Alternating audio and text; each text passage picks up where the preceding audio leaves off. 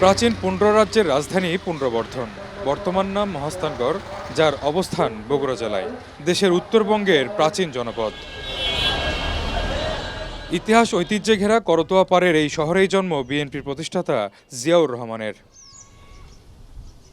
গাবতলী উপজেলার বাগবাড়িতে সাবেক রাষ্ট্রপতির পৈতৃক বাড়ি। তার মৃত্যুর পর দলের হাল ধরেন বগুড়ার পুত্রবধূ বেগম খালেদা জিয়া। দুই সন্তানকে সামলে করেন রাজনৈতিক যাত্রা। শ্বশুরবাড়ি জেলার মানুষকে নেন আপন করে, তাই তো বারবার এসেছেন বগুড়ায়।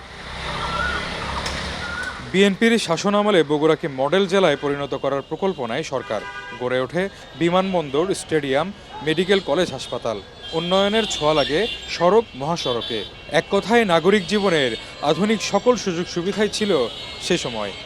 রাস্তাঘাট বলেন, হ্যালোজেন লাইট বলেন, বিভিন্ন ধরনের উন্নয়ন প্রকল্প বলেন, স্টেডিয়াম বলেন, সব কিছু ওই সময় উপযোগী ছিল। বগুড়াবাসী হিসেবে প্রত্যাশা করতেছি আগামী সরকার যেটাই আসুক সেটা যেন এই যে 17 বছর আমরা নির্যাতিত বগুড়াবাসী, এখান থেকে আমরা পরিত্রাণ পেতে চাই।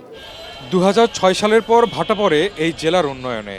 বগুড়াবাসীর অভিযোগ, শুধুমাত্র জিয়াউর রহমানের জন্মস্থান হওয়ায় গত 17 বছরের বঞ্চনার শিকার তারা। পরবর্তীতে যারা ক্ষমতায় আসলো তারা বগুড়াকে একটা বঞ্চনার মধ্যে ফেললো, এবং প্রায় এই যে গোটা বগুড়াবাসী এই বিএনপিতে আমরা কেন ভোট দেই বা বগুড়ার লোক কেন বিএনপি করে, এই প্রতিহিংসার কারণে বগুড়াকে যেটুকু পাওয়ার কথা ছিল, বিশেষ করে চাকরির ক্ষেত্রে, চাকরি পদোন্নতির ক্ষেত্রে, যে কোনো উন্নয়নের ক্ষেত্রে আমাদেরকে সবসময় যেটা পাওয়ার কথা ছিল সেখান থেকেও বঞ্চিত করা হয়েছে।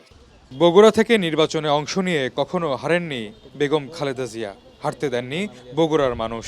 2026-এর নির্বাচনেও অংশ নেয়ার কথা ছিল সাবেক প্রধানমন্ত্রীর, কিন্তু এমনই সময় না ফেরার দেশে পাড়ি জমালেন আপসীর নেত্রী। জজিব হোসেন প্রতীক, স্টার নিউজ, বগুড়া।